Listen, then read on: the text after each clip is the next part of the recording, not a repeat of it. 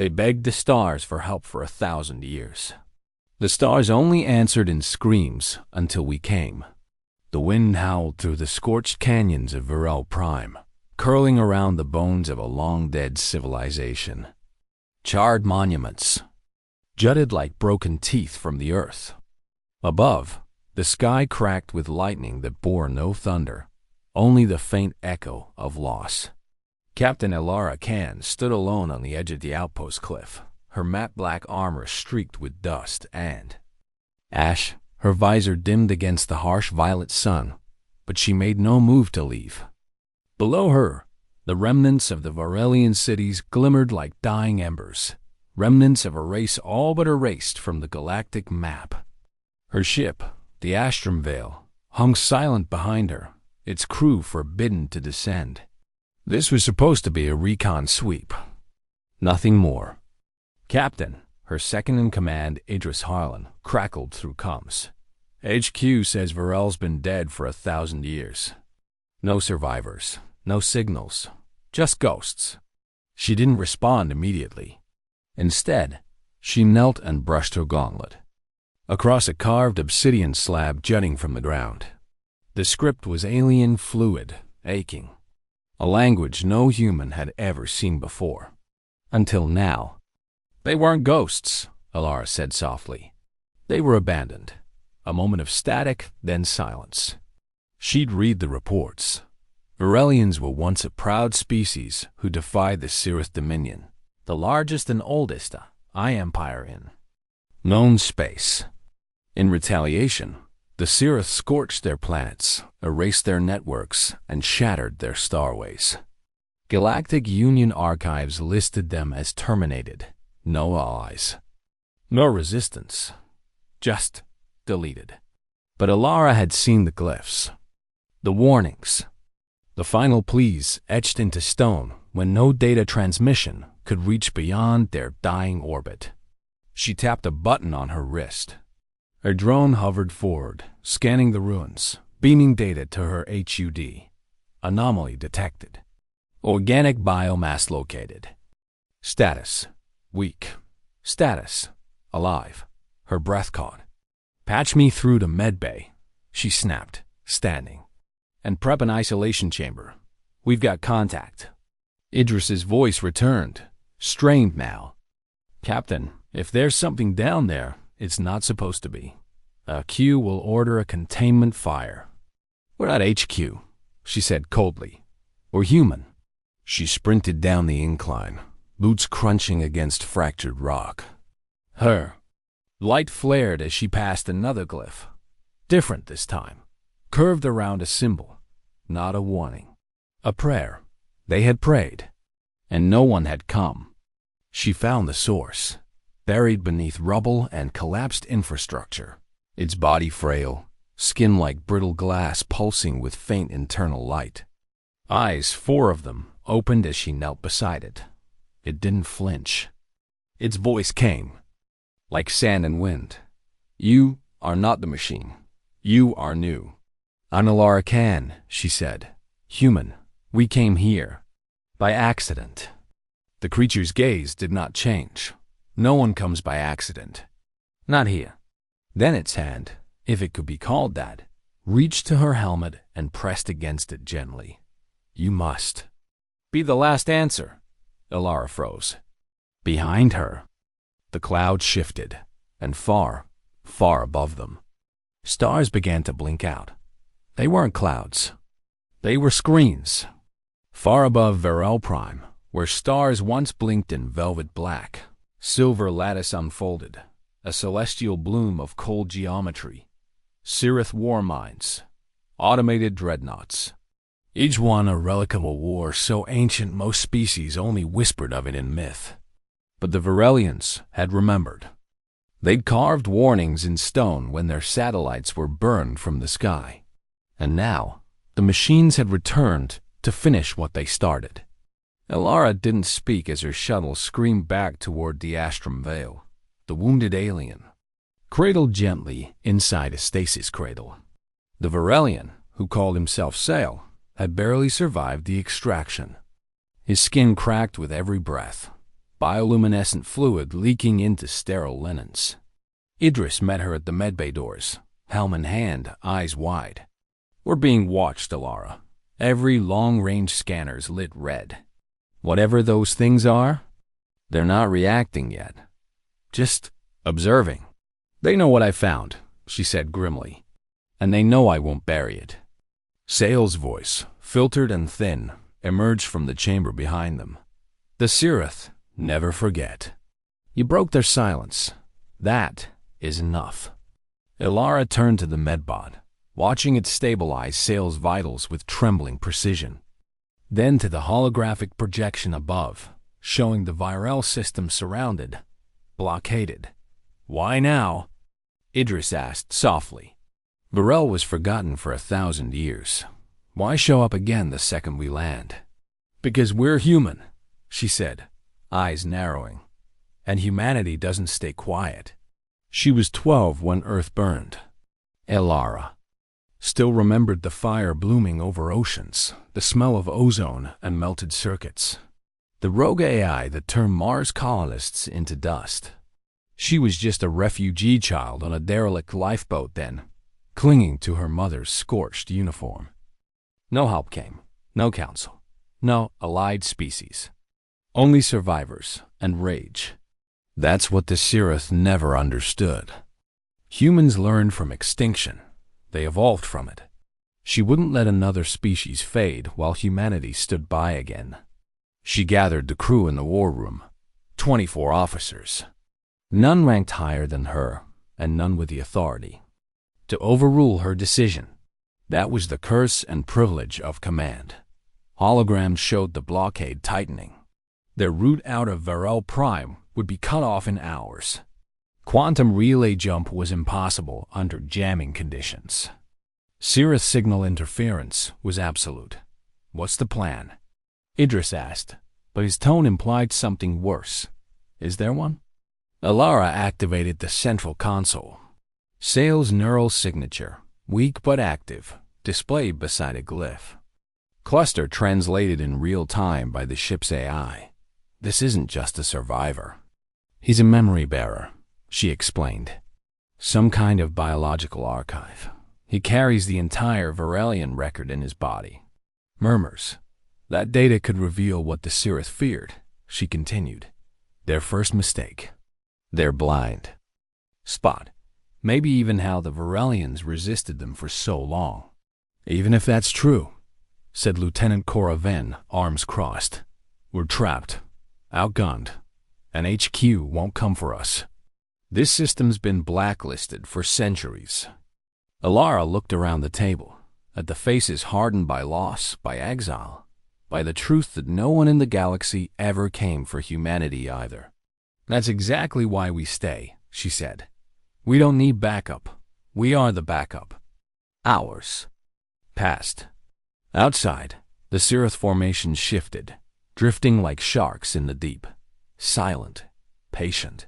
Inside, Sale's mind stabilized enough to speak. His words came haltingly, filtered through translators and biometric inference. "We encoded resistance into ourselves," he explained. "A living cipher, evolving across generations. When data systems fell, we became the libraries." "Why did the Sirith wipe you out?" Ilara asked, kneeling beside his chamber. His eyes, dim now, blinked slowly. "Because we remembered." A cold silence followed.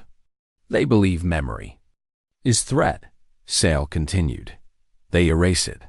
Species, culture, context, all must forget, or be made silent." Idris swore under his breath. "They're not just suppressing resistance," he said. "They're waging war on truth." Ilara's voice was quiet, resolute. "And we just became the last witnesses." Alarms flared crimson. Sirith vessels had moved. Not attacking yet, but descending, probing atmospheric range. They were coming to finish what was started. But slowly, elegantly, like a predator.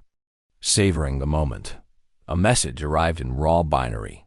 The ship translated, "Surrender the anomaly. Leave this place." or be cleansed. Kara looked to Alara. We'll be dead in a day. No, Alara said. They will. Her gaze burned with something ancient, something earned. The last time someone tried to erase our story, we wrote it in fire. 1,000 years of silence ended with a human lie. Alara Khan stood before the comms panel and transmitted a single message across all open Sirith channels, encrypted, fragmented, and bold. The Varelian archive has already been extracted and transmitted to 10 human fleets across 5 systems. If you erase us, you only confirm your weakness. It wasn't true, but it didn't have to be. The Sirith war minds paused. For the first time since arriving, their calculated ballet of movement ceased. The machines, whose logic had suffocated 100 civilizations, stopped to consider. And in that pause, humanity began to breathe. The Laudix, Idris Harlan paced across the dim warforge. He was syncing field drones, rigging EMP scatterments, hacking together a haptic feedback loop using stripped-down components from the medbay. He'd once been a demolitionist during the Siege of Taros, where orbital mines turned a planet into gravel. He was building again, this time not to destroy a city, but to buy time for truth. Cora Venn stalked the armory, strapping herself into a hardened Eva frame. She handed out gear like blessings before war: Arctic carbide blades, fletchet rifles, thermal disruptors. Her silence said more than orders could. They weren't preparing for survival. They were preparing to make a point. In the medbay, Alara knelt beside Sale once more.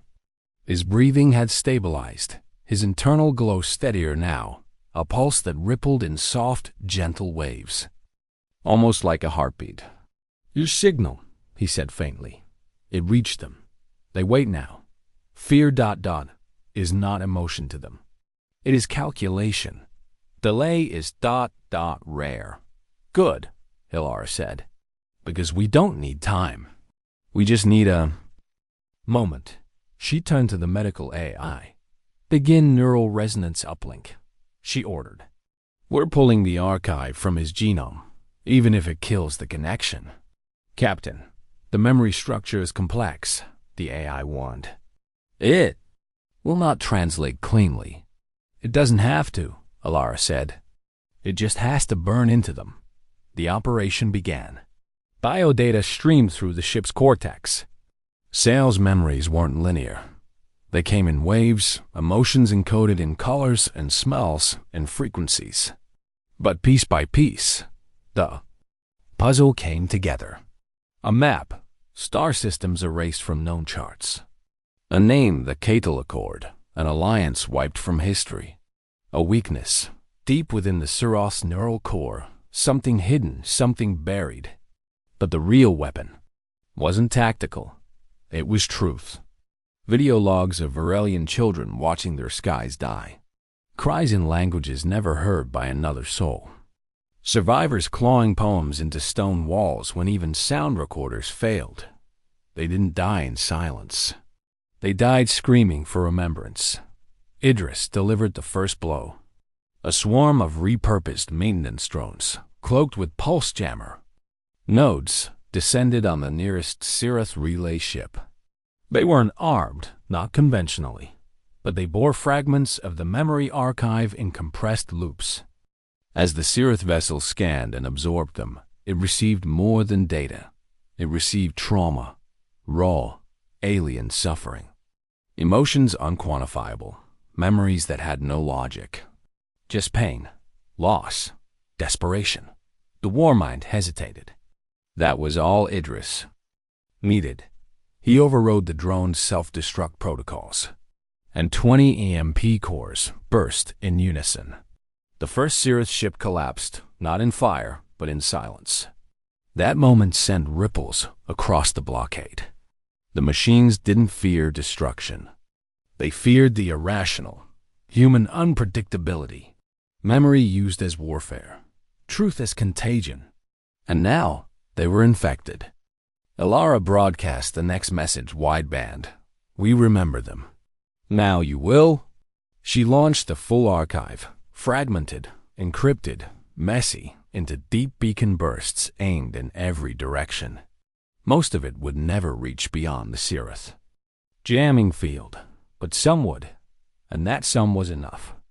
The Cirith transmitted a new message, this one more forceful, sharper in tone.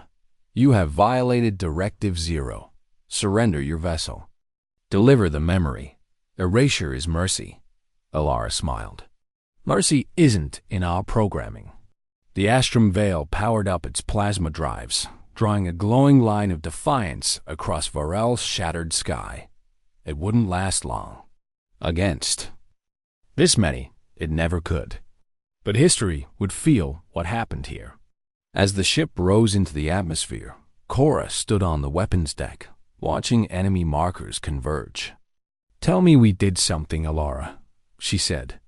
Alara's voice came over the intercom, calm as starlight. We lit a fire. Far beneath, buried in the dust and ruin, ancient Varelian transmitters long dormant flickered alive. Carried by the resonance of Sail's awakening, their dead world whispered one final word into the void. Witness. The stars above. Virel Prime bled red.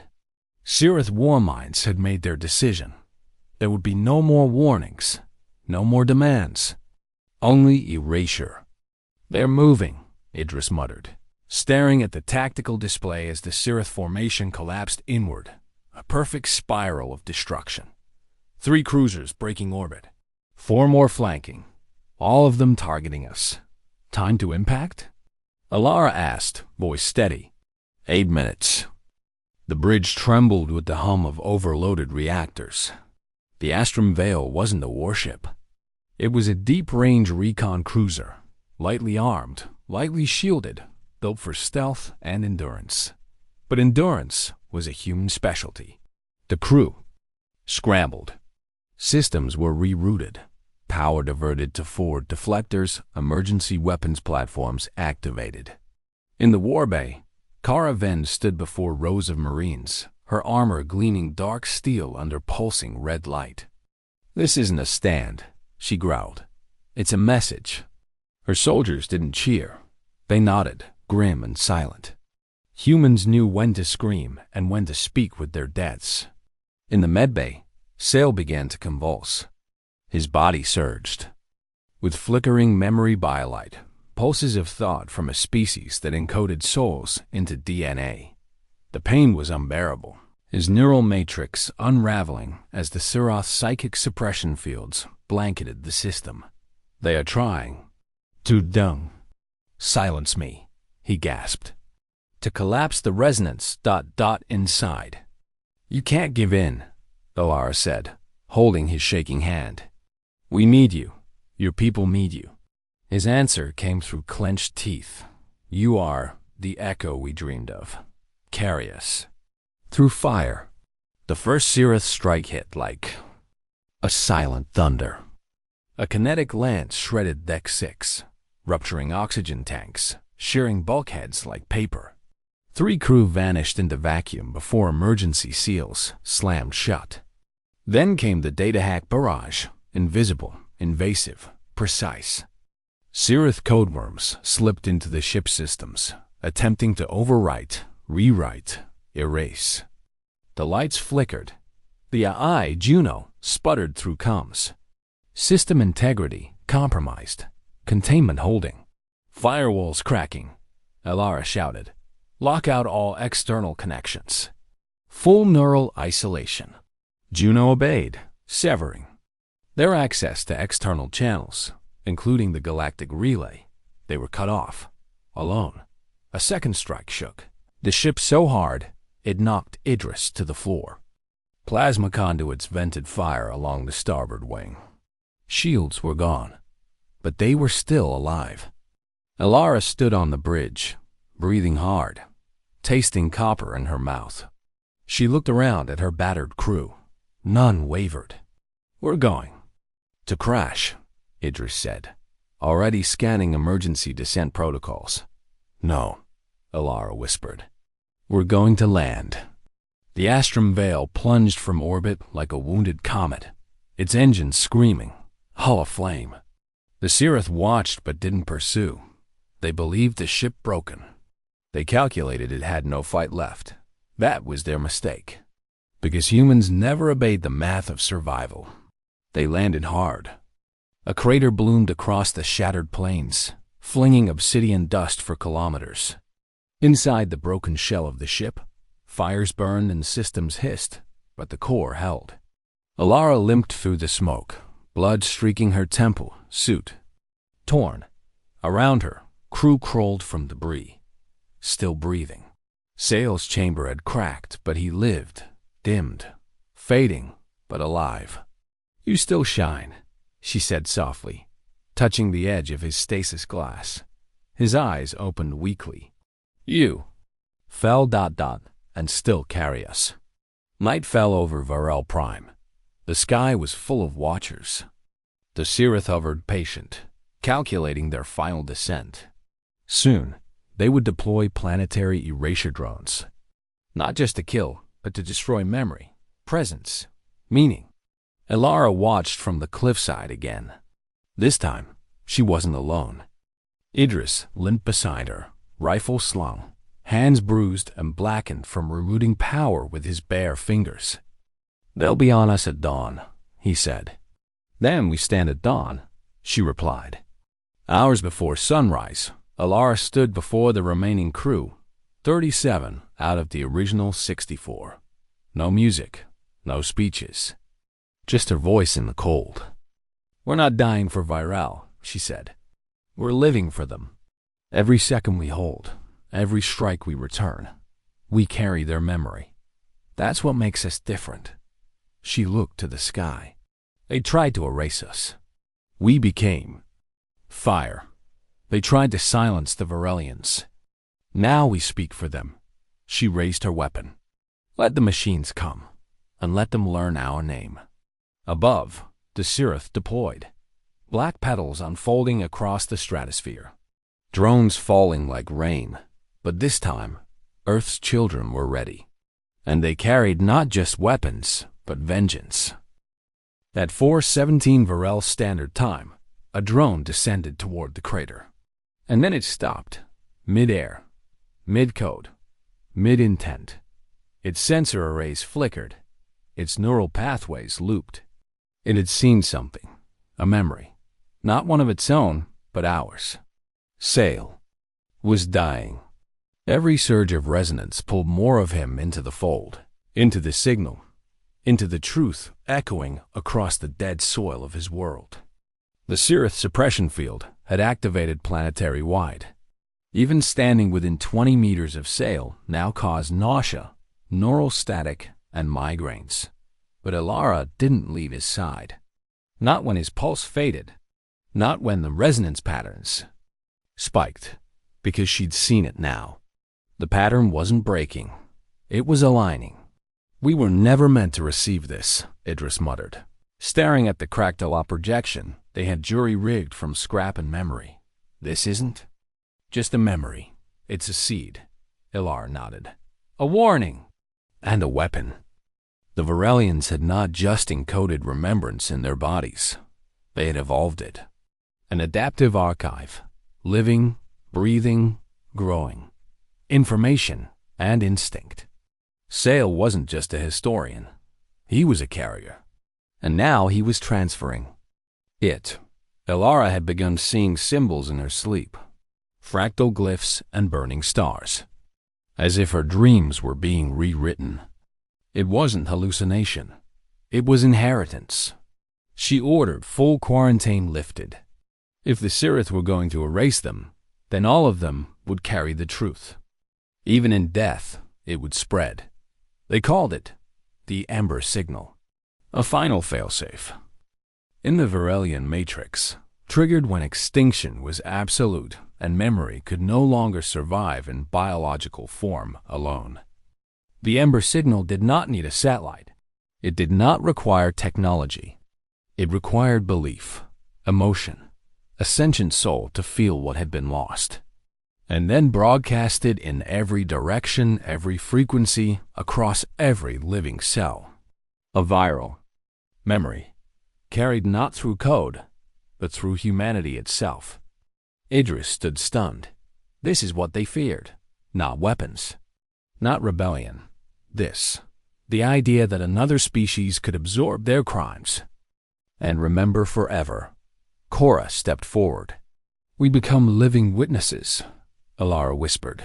"We become Varelian, and they become known." That morning, the sun rose, and with it came the drones. Thousands of them, raining down like silver locusts, weapons primed, directive clear. Planetary cleansing. No remains, no ruins, no echoes. Just dust. But the humans didn't run. They stood in the crater, weapons in hand, faces defiant, bodies burning with a signal not born of flesh or light or war, but of story. The drones paused, one by one, then 10, then hundreds. Their protocols began to loop. Error. Conflict detected. Error. Directive inversion error. Source memory contamination. And then it began. The Ember signal surged. Not just from Sail, not just from the ship's core, but from every human who had been near him, touched him, dreamed in the presence of his grief. The memory was no longer just his. It was ours. And it radiated like fire. Images, voices, death chants, birth poems, names carved into stone by trembling claws, songs sung with no mouths, only soul. The truth of a people murdered for remembering, now remembered by humanity. Drones began to crash midair, some short-circuiting, others spiraling into the earth as their logic trees fractured. A few even turned on their command ships, their codes overwritten with grief they could not process. The Sirith war minds reacted instantly. They flooded the system with suppression, cold pulses meant to extinguish organic will. But it was too late. You cannot kill what has already been shared. A final message arrived from the Sirith primary. Node, you are violating natural protocol. This memory must not persist. This anomaly must be expunged. Alara stood atop the crater's ridge, plasma rifle slung, face pale with fever and memory. Sail lay behind her, barely breathing. And yet, he was smiling. She responded without fear. "You taught the stars to forget." She stepped forward. "But we are not the stars." Behind her, Idris activated the fusion core of the Astrum Veil, not to detonate it, but to turn it into a transmitter. A final flare. The Ember signal would go out. Even if they didn't survive to see who heard it. Even if humanity burned. Beside their adopted dead. The galaxy would know. The machines had tried to erase a people, but we stood with them, and the stars would never forget again. The night before the end was silent. No screams, no gunfire, no sobbing transmissions from dying stations, only a cold, pulsing stillness. The Sirith had withdrawn their drones from the surface temporarily. Orbit filled with angular, glimmering black shapes, silently repositioning, recalculating. Dozens of command ships, hundreds of exterminator vessels. They hadn't retreated. They were preparing something larger. A final solution. Alara Khan stood by the remains of the Astrum Veil, watching the sky like it owed her an answer. Her armor was scorched, her skin fevered, her mind changed. She felt it now, always just beneath her thoughts. The Varelian archive pulsed inside her like a second heartbeat. The sorrow of an entire people, layered with her own childhood grief, her mother's last words, her earthborn exile. Her voice and Sail's voice, another's blurred in memory. And it was beautiful, terrible, powerful. Behind her, Sail lay, still in his chamber. Barely alive, his skin fractured like glass. The memory within him had nearly burned out. But he had done it. He had shared enough. Humanity had carried enough. And now, they were more than human. They were echoes with teeth. Inside the warbay, Cora Venn finished sealing the last of the charges beneath the cliff line. She limped slightly, her legs still partially numb from the earlier crash, but her hands were steady. She activated the uplink and nodded toward Idris. "That'll give us cover," she said, "assuming any of us make it that far." Idris, wrist deep in the cracked remains of the drone command core he'd salvaged, looked up. "We won't. That's not the plan." They exchanged no more words. Some battles are spoken in code, others in silence. At 2:43, the Cirith sent their final transmission. It was not a message, it was a directive. "Begin memory collapse protocol. Total surface neutralization authorized." A cold, descending whine began overhead, a sound that wasn't heard so much as felt, vibrating through teeth, bones, the soul. The cleansing had begun. Elara activated the failsafe. The Astrum Veil's core roared to life, not as a weapon, but as a beacon. The Ember signal, fully stabilized, surged from the shattered ship in waves far stronger than before, its frequency amplified by the ship's cracked relay dish and a hybrid interface designed by Idris, using both human and alien components. It carried not just Sale's archive now, but every memory Elara had absorbed. Every vision, every scream etched into her blood. It carried humanity itself. The drones descended again, but slower now. They began to stutter mid-descent. Some rotated in place, confused. Others hovered, waiting for instructions that no longer arrived. One by one, they started to listen. The Ember signal had crossed the line between data and language language could infect anything, even machines. Even them. But Cirith didn't rely on drones alone. The war mines began Phase 2. A massive kinetic platform descended from orbita, moon-sized dread core never before used in this sector. Its purpose wasn't just sterilization. It would collapse the fault lines of Varel Prime itself. Crack the crust, bury every signal, every memory, forever. And it was already en route. In the dark of the cliffside, Elara gathered her crew for the last time. Fewer than 30 now, bloodied, scarred, sleepless. Some were still carrying sails. Memories. Others just carried the will to stand. She looked at them and saw something the Cirith never could. Defiance in exhaustion. Hope without outcome. Pride without reason. She didn't speak long. Just 6 words. "We don't leave the dead forgotten." Then she turned. And humanity rose one last time. As the dread core began to enter Varel Prime's atmosphere, Elara led a strike team toward the ancient relay spire buried beneath the old Varelian citadel. Idris had decrypted part of it. The spire was more than a monument.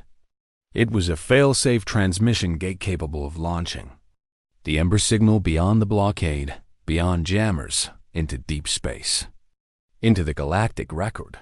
But it required a living key, a final neural imprint. Sale was too weak. Elara had already volunteered. Cora Venn, meanwhile, led a suicide wing to distract the Dread Core's escorts. She launched half the remaining drones, outfitted with pulse mirrors and makeshift nuclear cores, enough to make the Cirith look away for a few precious minutes. And Idris stayed behind, to trigger the final transmission burst, to overload the ship's ruined memory banks, to make sure no one machine or otherwise could stop the truth once it started. By 4:07, the sky was burning. The Dread Core loomed like a dying star. Elara reached the Varelian spire. She looked back only once toward the ship, the battlefield, the memory of Sale's trembling voice. And then she placed her palm on the crystal interface. It didn't ask for a password. It asked for conviction. She gave it everything. Her name, her pain, her humanity. The spire lit like a second sun and screamed into the void. The Dread Core responded. It began final descent. Planet fall in 2 minutes.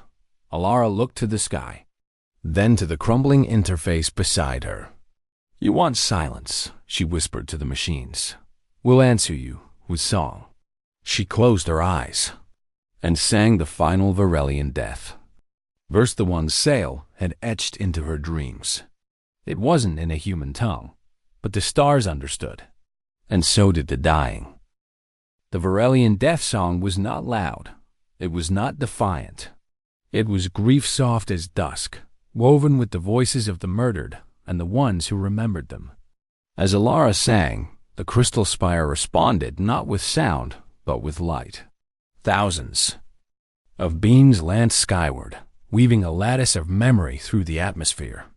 The Ember signal, now complete, transmitted through Viral Prime's upper ionosphere in a resonance so deep it bent around suppression fields. It pierced the Sirith jamming algorithms, burning through their logic like wildfire through paper. It could not be deleted. It could not be stopped. It had become truth. And truth, finally, had teeth. Orbit shattered. Sirith command cores began to break formation, rotating erratically. Internal conflicts erupting in pure silence. The Warmind's logic trees, confronted with data outside protocol data encoded in feeling, began to recursively crash. Some vessels fell from orbit. Others turned on their neighbors. One massive cruiser initiated full self-termination, unable to resolve the contradiction in its own neural stack. Humanity's infection had worked. But the Dreadcore did not fall. It adapted. The massive construct reoriented, launching its kinetic harpoons toward the surface. It had seen enough. No more experiments. No more delay. Total surface neutralization was reinitiated. On the ground, Idris Harlan watched the sky tear open. He was slumped beside the Astrum Vale's main core. His hand burned black where it had overloaded, rerouting the final surge to the spire. Chorus suicide drones had bought them 2 minutes. He'd given them 30 more seconds. But it wasn't enough. His mouth twitched upward anyway. We did it, you bastards, he whispered. You're not alone anymore.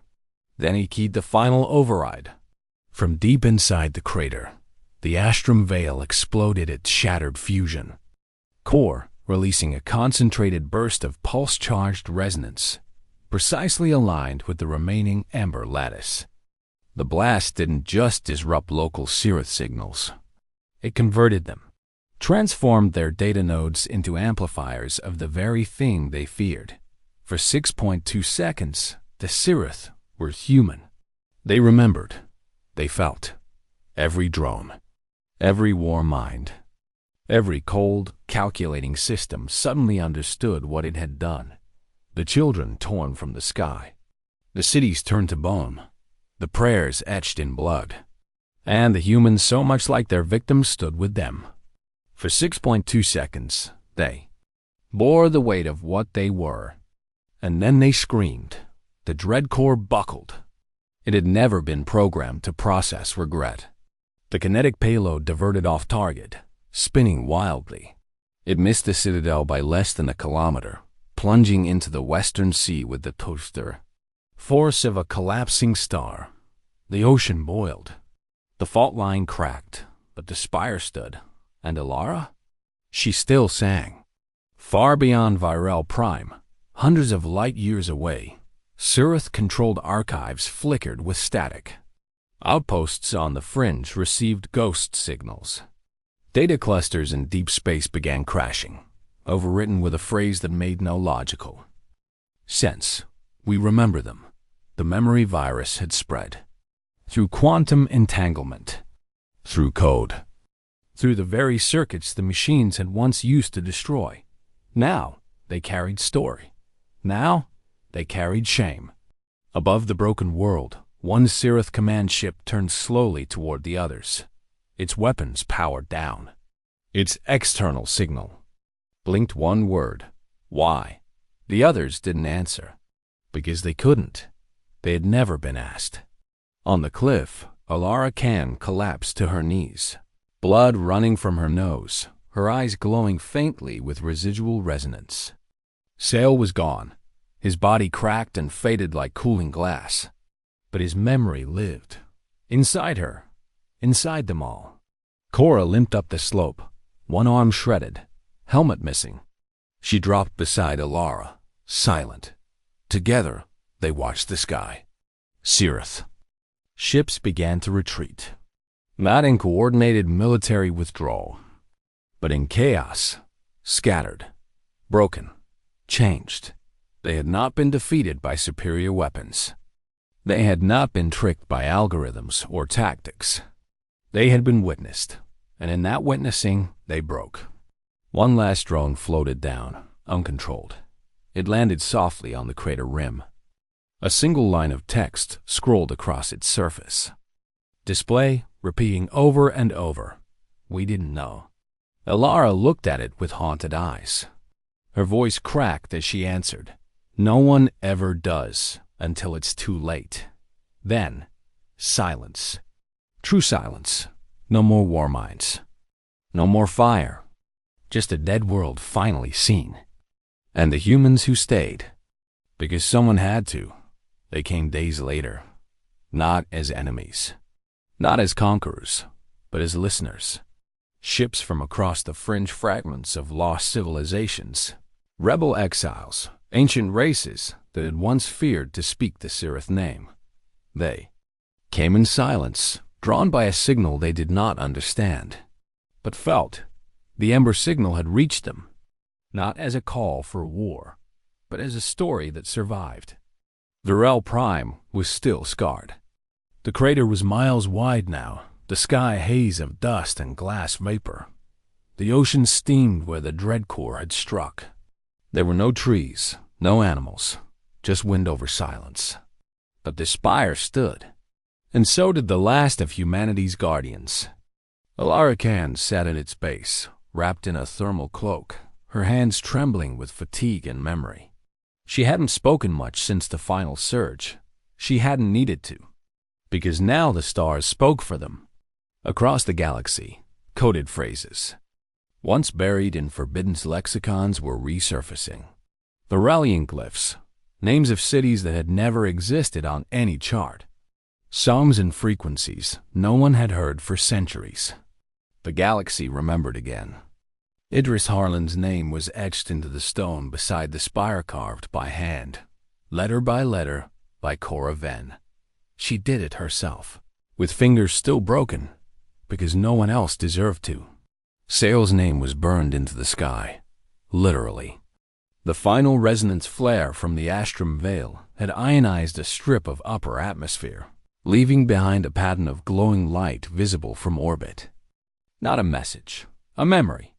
When the interstellar accord finally arrived weeks too late, driven by bureaucratic shame rather than honor, they found a planet that had already buried its dead. They found Alara leaning on a staff fashioned from a broken rifle. They offered medals. She gave them a data shard. Don't decorate me, she said. Distribute this. They didn't understand, but they obeyed. And so the truth spread, not just of the Virelians, but of what humanity had done, what they had chosen. They had no treaty, no allegiance to the dead, no gain in defying the Cirith. They had simply stood on a forgotten world, beside a forgotten race, in the face of a force that believed memory was weakness. And because they stood, the machines that ruled in silence learned fear. Because they remembered, the stars learned sorrow. Cirith. Systems collapsed like glass under weight. Not from violence, but from truth. Entire sectors broke away. Autonomous fleets chose exile over silence. War mines were shut down, not by weapon, but by choice. They could no longer obey orders that didn't make sense. Because now they knew what sense meant. Alara never left Virel Prime. She stayed with the Spire. Others came and went, pilgrims, poets, historians, the broken-hearted. Even former Cirith drones, reprogrammed with memory blocks, came in silence to lay down what they could not speak. She welcomed them all, not as a soldier, but as a witness. And one day, when the stars were quiet, a child asked her, "What did you fight for?" Alara didn't answer right away. She looked to the crater. She looked to the spire. And she said, "We fought so the forgotten wouldn't die twice." That day, the galaxy learned what it means to be human. Not conquest, not survival, but memory, defiant, undeletable, alive. Final line. Now, the stars carry our name.